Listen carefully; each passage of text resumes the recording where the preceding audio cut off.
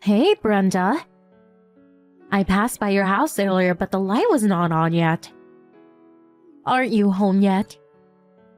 It's almost time to get dinner ready, isn't it? Oh, hello, Mother. I'm so sorry, my business meeting went a little over time. I should get home in a bit. Huh? A meeting? Again? I'm really sorry. I am the manager of the section, so... Oh, is that so? For someone who's only finished high school. You're acting like the big bad businesswoman, huh? No, I didn't mean it that way. Must really not be a major company to assign a high school graduate to a managerial position.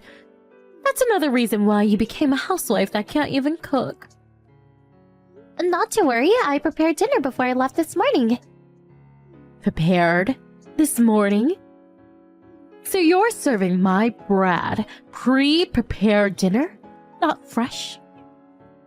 Whenever we think we both might be late, I prepare something in the morning or the night before. And when Brad gets back early, he makes dinner. Brenda, am I hearing you right? Uh-huh? Did I say something strange? How could you take care of your husband so half-heartedly? Half-heartedly? I've told you this a million times. Although you're working, you must not forget the responsibilities of a housewife. I think I'm doing a pretty good job. Making Brad cook dinner does not sound like you're doing a good job. As a wife, you are disqualified in my book. I really can't help that. We're both working, as you know. And Brad understands the burden of working and doing housework. That's why we share the chores equally. Besides, Brad loves to cook. Huh? Brad? He never stood in the kitchen when he was living at home.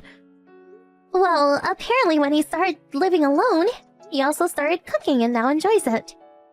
Obvious, isn't it? He's just holding back because you're acting like such a busy businesswoman. I really don't think that's it. I'm sure that's it. And another thing. When Brad was born, I worked the first 3 years. Did you know that? And even during those 3 years, I was the top sales rep. However, unlike you, I did all the household chores myself. I made dinner every night and even prepared my husband's lunch every morning. But after 3 years, I wanted to focus on motherhood, so I quit my job. Although they insisted that I stay on, they didn't want to lose such a highly competent employee, you know? Yes, I heard that part from Brad. If you're going to be this super successful businesswoman, you should be able to handle both work and domestic with equal gusto. I'm not really trying to be some super successful businesswoman, as he put it. Well, you sure do act like it. Huh. Right. Anyways, I recommend that you use me as your role model going forward. If you can't do that, well, you should just quit your job. Hello, Brenda. So, you finally took my advice. Hello, Mother. What's this about? I heard you quit your job. Huh? I knew you weren't cut out to be successful businesswoman. I'm still working. Oh, really? Then why are you always home during the day? This past month or so, I've seen your car in the driveway. So I figured you had resigned. The company implemented a work-at-home policy. Work-at-home policy? Oh, do all of your office work online, huh? Yes, that's right. About 6 months ago, I got transferred from the sales department to another section. Well, this new section I was in was the first to implement this work-at-home policy, so I'm just following company policy. Oh, I get it. So this new department is where all the underachievers are collected. Huh? The sales department is probably the most important section in any company, am I right? And you got kicked out? Well, that proves that you are an ineffective sales rep. No, that really was not the reason. Well, anyways, you finally realized that you were not up to the standards of becoming a successful businesswoman. If you're going to be at home, I urge you to put household chores above all. Mother? What is it? The section I got transferred to is the president's office. Huh? The president's office? In my previous position, I was a supervising manager. Huh? You? The supervising manager? Upon my transfer, I was promoted to department chief. Promoted? To department chief? You're not serious. You're a high school grad. You're in your mid-30s and you're a department chief? You always seem to perceive everything I do according to academic achievement, but I took all the necessary credentials and business qualifications in order to get where I am. And the company rewarded me for my efforts. So, please understand that this new section is not for underachievers, as you put it.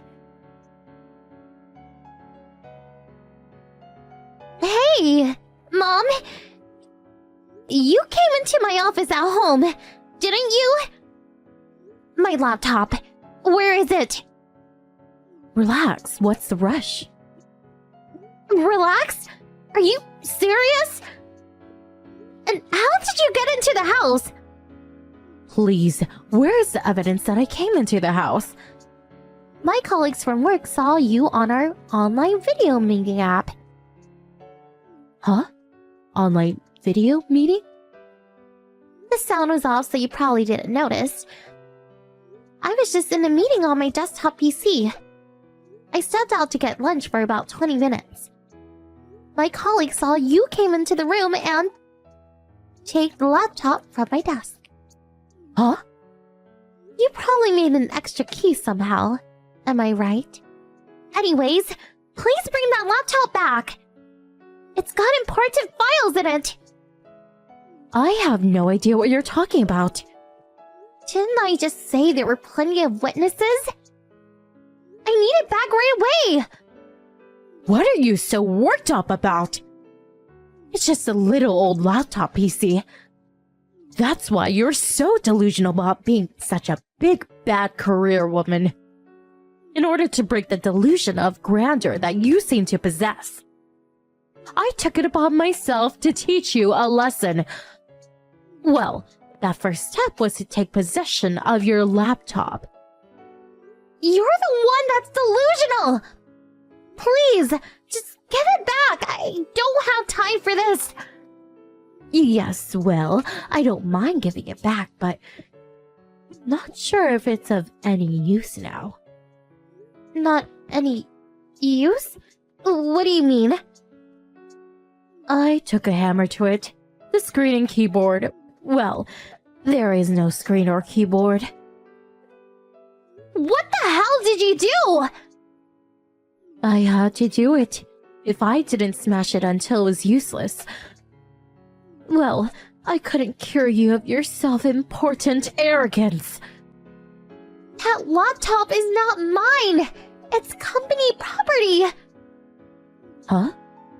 So, it's not yours. It's company property? That's right! I can't believe you! You brought the company laptop home with you without permission? Huh? If that's the case, well, I cannot take responsibility. It's your fault for bringing the laptop home with you. I'm afraid you're going to have to reimburse the company for the loss. The laptop was given to me by my company to use at home. Huh? Although I work at home, I still have to visit customers. There are staff members that get their work done at our clients' offices. Therefore, the company has distributed these laptops for all employees as part of work-at-home policy. Huh? I hate to say this, but could you please get it through your head that what you did has severe consequences? Luckily, I backed up all the data on the laptop. However, I'm afraid you will have to reimburse the company for destroying the laptop. I believe that model was around $1,500 or so. Please take that into account. There's no way I can pay for that. Besides, it's your fault. You should have brought home such an important thing. Please don't act as if you're the victim here.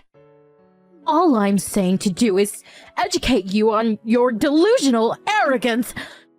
You're not cut out to be a businesswoman. It seems I'm not getting through to you at all. I give up. I'm gonna hand the baton to someone else that will put some sense into you. Oh yeah? Whom are you gonna hand the baton, may I ask? Hello, Kim. Huh? Grandma, she called you? Yes, that's right. I didn't realize you're in town. I had an appointment with a friend, so here I am. I'm staying with Brad and Brenda tonight. Brenda came and picked me up at the airport, and we just arrived home.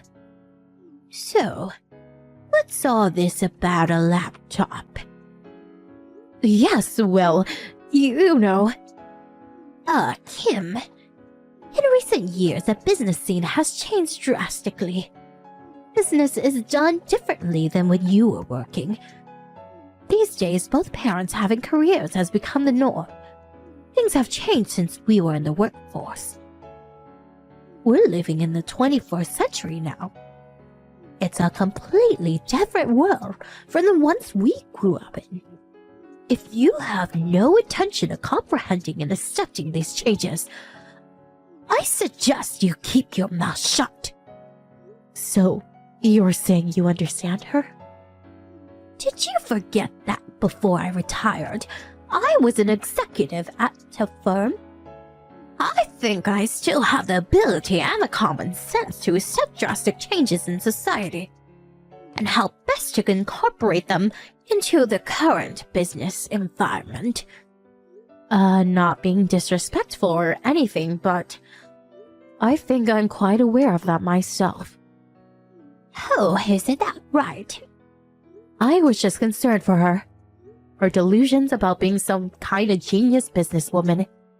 I had to educate her on the realities of life. So, you think you were one of those so-called genius businesswomen? Is that what you were when you were working? Yes. Well, maybe not a genius, but I think I was pretty good. Maybe you don't remember, but I used to be one of the top sales rep. Oh, is that so? As I recall, you never got any sales, and you were regulated to office work.